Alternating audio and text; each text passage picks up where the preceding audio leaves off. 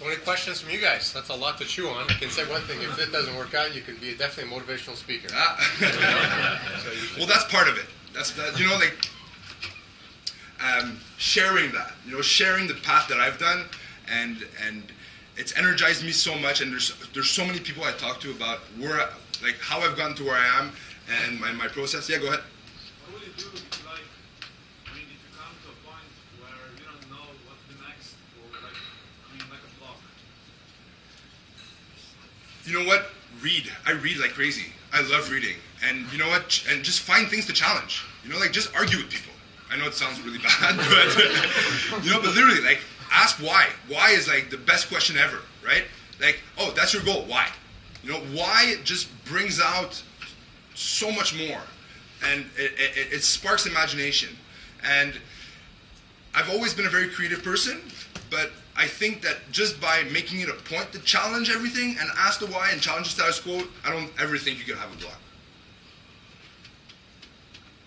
Anybody else? Yeah. With your HIPAA, you had mentioned that you feel as though you've become a CEO that kind of just reports to the board. Yeah. And I see this as a common problem with entrepreneurs is they try to grow. How do you not become a sellout? So how would you what would you say would be the right approach when trying to grow your own business?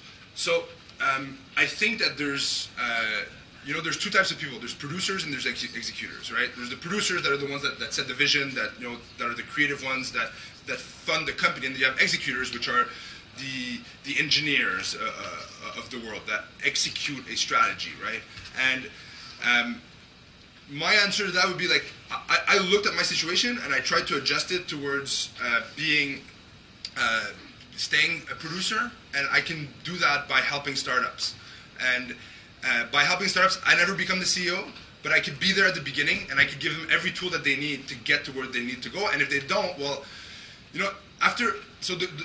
what I'm doing with the startups is I'm organizing them. I'm raising them $250,000 with equity crowdfunding through my own platform. Then we're doing a pre-IPO private placement of $500 to $1 million. Then we're listing them.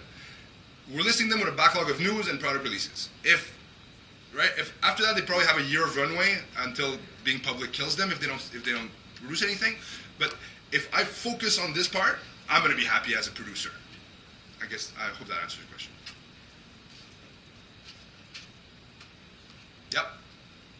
Well, first of all, thank you, because I honestly found that really motivating to hear you talk. So thank you. And also, I was just wondering, as a person who I think you can tell that you're interested in a lot and you're enthusiastic about a lot. So how do you find your passion? Because it's good to be interested in so many things, and I find sometimes I don't know what exactly I want to do because I find there's too much interest in stuff. So Yeah. What kinds of things did you do to really find your specific passion? Specific passion is, I would say passion, right? Because specific, it's never been, I'm not I'm passionate about, I'm passionate about inventing stuff. I've always been finagling with I would deconstruct a motorbike when I was very young, and I was always interested in how things worked, and I forgot a little bit about that, right, through university, but just go online and if as long as you're willing to put in the work, right, to again challenge the status quo of yourself, right, and actually. And there's not enough of that in school, because they don't teach you how to find your passion in school. They're just oh well, if you're studying finance, this is what you got to do. But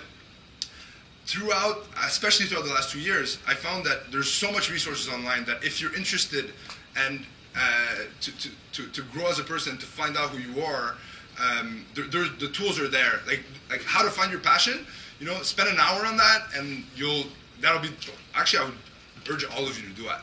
Go online, spend an hour or two just answering different questionnaires, just looking at different resources on how to find your passion, and you'll be surprised at how different it might be from what you think it is today.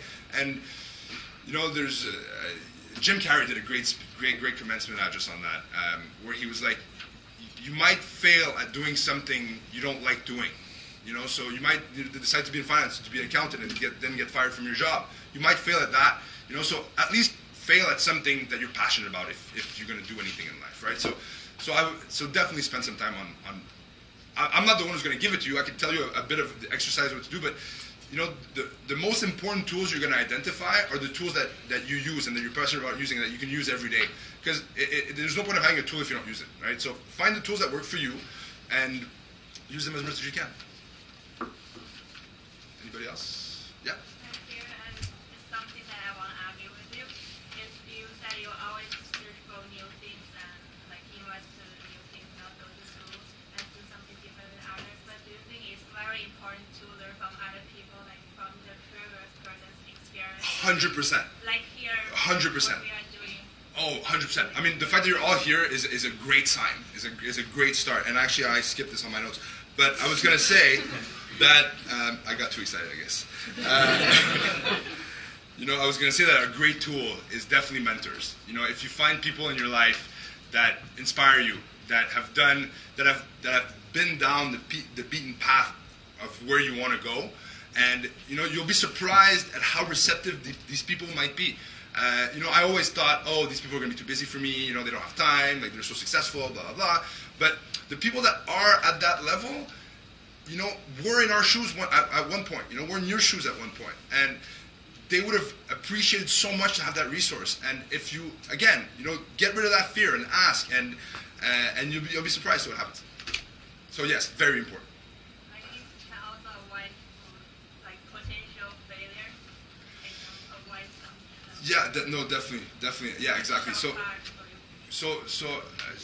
think that was Elon Musk that said, you know, everything I go into, I pretend that I'm completely wrong, and I'm just trying to find enough information to be less wrong. So if you go into everything with that in mind, you could find your potential points of failures way more easily, because you can, you know, you can evaluate how to be less wrong, and by experience of these people that have already done it. Anybody else? Great. Thank you so much. Thank you very much.